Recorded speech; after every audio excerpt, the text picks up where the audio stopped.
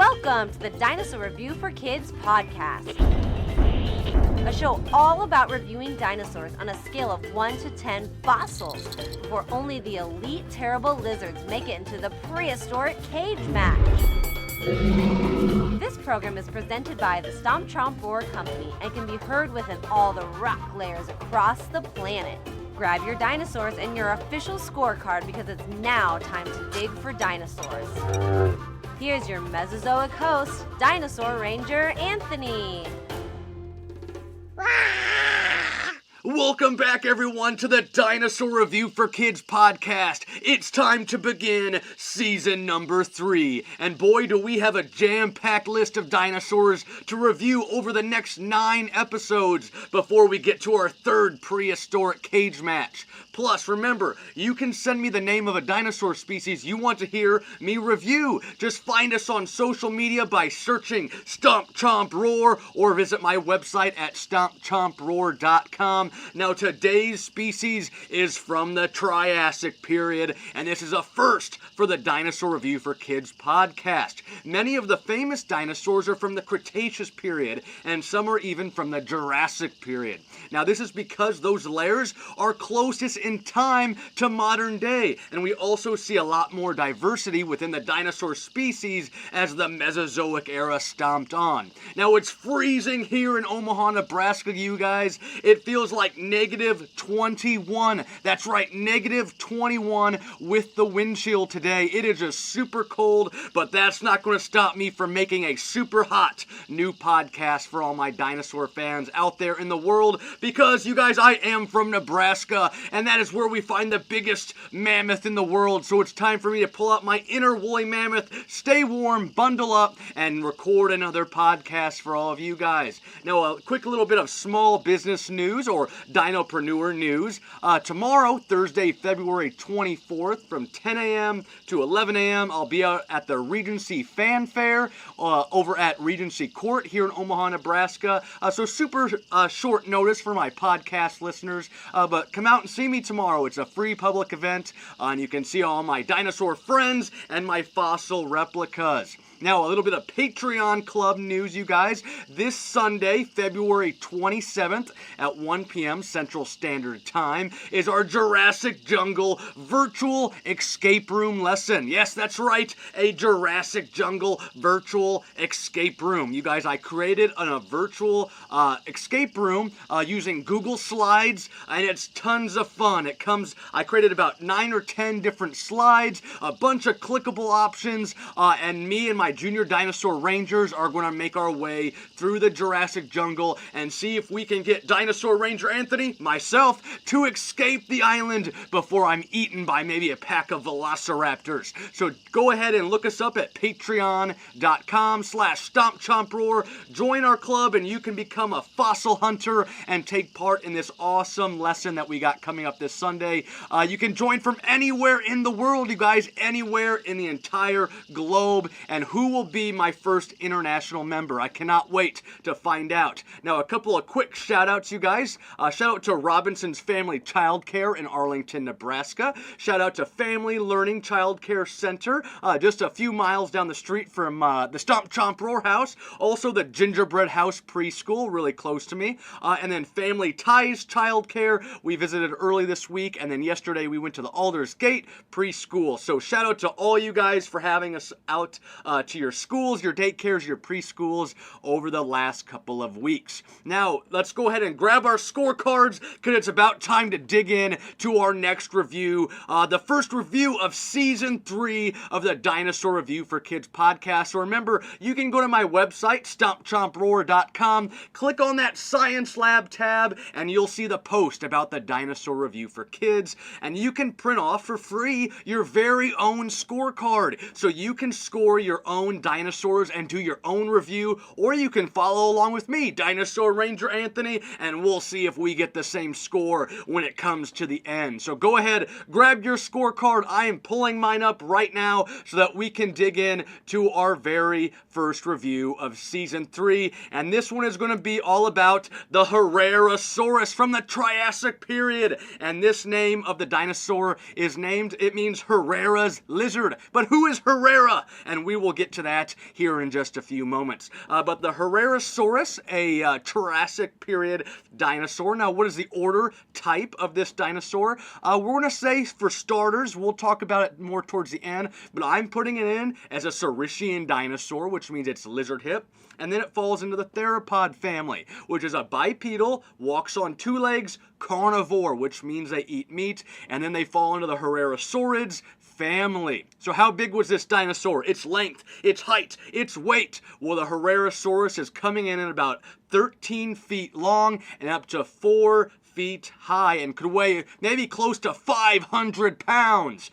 So 13 feet long, 14 feet high, almost 500 pounds. Now, how fast was the Herrerasaurus? What was it clocking in at when I was hitting it with my speed gun? Well, I'm going to put this guy around 25 miles per hour. Very speedy, a swift runner.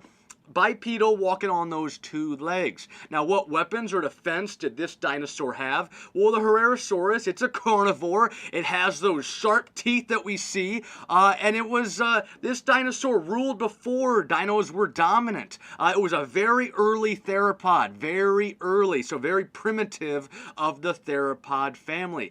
So during the early Triassic period, middle Triassic, dinosaurs aren't ruling the Mesozoic era as of quite yet. So our Herrerasaurus isn't at the very top of the food chain, and it could easily be hunted by maybe a Sarcosuchus, which is an ancient crocodilian. Now, the Herrerasaurus had a small head, only about 22 inches, but it had a sliding lower jaw. It had a lower jaw joints, which can make it sliding a little bit on the lower jaw. Sliding lower jaw for the Herrerasaurus. It also had large serrated teeth that could help it slice into its meat, into its prey. It is a carnivore. It had a slender neck, strong legs with long feet, small claws on the first toe, kind of like we see maybe on a velociraptor a little bit on their second toe, but not as sickle-like as the velociraptors. Just a small little claw there. Now, they had small arms with 5 fingers with 3 curved claws, and then they're still prey, like I mentioned. They're not gigantic. They're not, Tyrannosaurus rex. They're not Spinosaurus. They're not Allosaurus, for that matter. No Giganotosaurus. No Carcharodontosaurus. This is a very primitive theropod, the very beginning of the theropods. Very small, wouldn't be as smart hunting in packs. I believe that the Herrerasaurus probably was in some kind of a pack system, but not as intelligent as we see in our dromaeosaurs like the velociraptor. This one would not have been as intelligent as our velociraptors, as many of our theropod counterparts as we see in the later Mesozoic era. Now, they also believe maybe it's a late archosaur, which isn't even a dinosaur. An archosaur is kind of like the family member before the dinosaurs. So the archosaurs evolve into 3 groups of animals. They evolve into the dinosaurs, the pterosaurs, and the ancient crocodilians.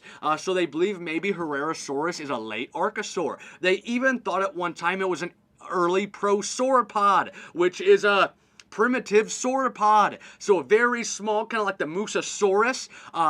But I don't really think so on this prosauropod theory. I'm going more primitive, early, basal theropod, you guys. So a very small, very early theropod. That sliding lower jaw, those serrated teeth. It's a carnivore. It's going to rip into the flesh of a middle, small animal, maybe a tiny little dinosaur, maybe some rodents, little tiny amphibians, reptiles, and things like that. Now, when did this dinosaur live, and how long did the Herrerasaurus species live during the Mesozoic era?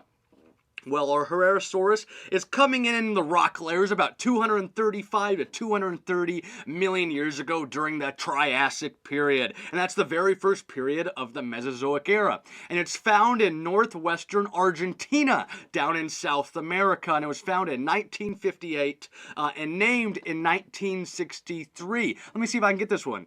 By Osvaldo Rieg, named this guy back in 1963. And it was found in 1958, like I mentioned, information by Don Victorino Herrera, and he was a local goat rancher. Now that is who it is named after. It's Herrera's lizard. So that is the Herrerasaurus, named after Don Victorino Herrera, and it was a local goat rancher down there in Argentina, South America, and they named it after him.